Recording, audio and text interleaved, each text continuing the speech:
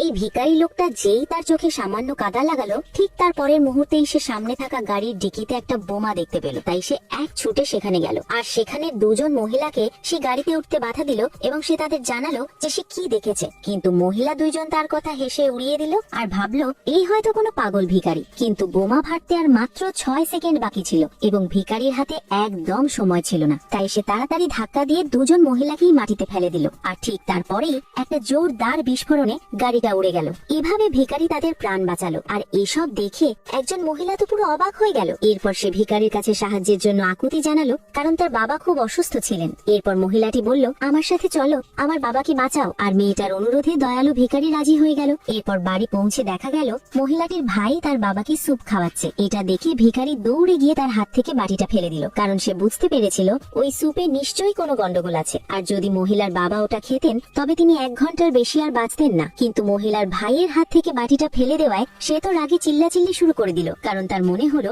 ভিখারিটা শুধু ঝামেলাই করছে। ঠিক তখনই ভিখারি স্যুপের মধ্যে কালো আভার একটা মাটির দলা খুঁজে পেল, আর ওটাই ছিল বিষের কারণ। আসলে এসব পুরোটাই ছিল একটা ষড়যন্ত্র। আর ওই মহিলার মা আর ভাই মিলে তার বাবাকে মারার ষড়যন্ত্র করেছিল, যাতে তারা পুরো সম্পত্তি দখল করতে পারে। তাই তারা কেউ ভিখারির কথা বিশ্বাস করছিল না, উল্টো সবাই তাকে গালিগালাজ করছিল। কিন্তু ভিখারি হার মানল না, আর এরপর সে নিজের ঝুলি থেকে একটা আধ খাওয়া পিচ ফল বের করলো এবং তারপর শান্ত গলায় বলল, যদি উনি এই ফলটা খান তবে উনি সাথে সাথেই সুস্থ হয়ে যাবেন। আর মহিলাটিও ভিখারির ওপর ভরসা রাখলো। এরপর সে ফলটার একটা টুকরো কেটে তার বাবাকে খাইয়ে দিল। ফল খাওয়ানোর পর হঠাৎ করেই মহিলার বাবার শরীর খুব বাজেভাবে কাঁপতে শুরু করলো। আর এটা দেখে মা আর ছেলে চিৎকার করে উঠে বলল, এ আমাদের মেরে ফেলতে চায়। এরপর তারা ভিখারিকে টেনে হিঁচড়ে বাইরে বের করার চেষ্টা করলো কুকুর দিয়ে খাওয়াবে বলে। কিন্তু ঠিক সেই মুহূর্তেই মহিলার বাবা চোখ মেলে তাকালেন। এরপর তিনি ধীরে ধীরে উঠে বসলেন, আর কিছুক্ষণের মধ্যেই তিনি পুরোপুরি সুস্থ হয়ে উঠলেন। এরপর যখন তিনি জানতে পারলেন যে ওই ভিখারি তার প্রাণ বাঁচিয়েছে, তখন তিনি তাকে পুরস্কার দেওয়ার সিদ্ধান্ত নিলেন।